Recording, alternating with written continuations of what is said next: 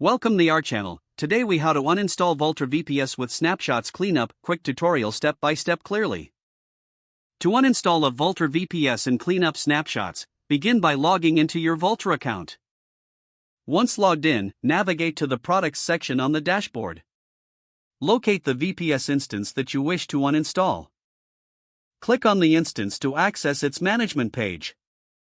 Next, scroll down to find the Destroy button, which is typically located at the bottom of the page. Before you proceed, review any important data you might need to backup. If everything is in order, click the Destroy button. A confirmation prompt will appear, asking you to confirm the action. Read the message carefully, ensuring that you understand what will be deleted. If you're sure about your decision, type in the confirmation text as instructed. Click Destroy this instance to permanently remove the VPS. Now, let's clean up any snapshots associated with this instance. Return to the main dashboard and navigate to the Snapshots section. Here, you will see a list of all snapshots tied to your account. Identify the snapshots linked to the VPS you just uninstalled. Select each snapshot you wish to delete by clicking on the checkbox next to it. After selecting the snapshots, look for the Delete option. Click on Delete to remove the selected snapshots permanently. Confirm the deletion in the prompt that appears on screen. Once confirmed, the snapshots will be deleted from your account.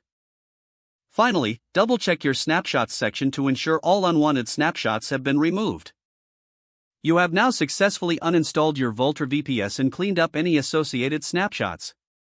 If the page does not load, refresh the browser or try again in a private or incognito window. Make sure you are using the correct email address, then retype it carefully to avoid small typos. If your password is not accepted, use the Reset option and create a new strong password you can remember. Check your spam folder for verification or security emails, then complete any requested confirmation steps.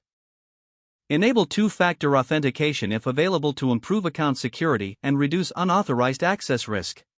After signing in, review your profile details so your contact information and settings are accurate and current. Don't forget to like this video and subscribe to our channel for more step-by-step tech guides.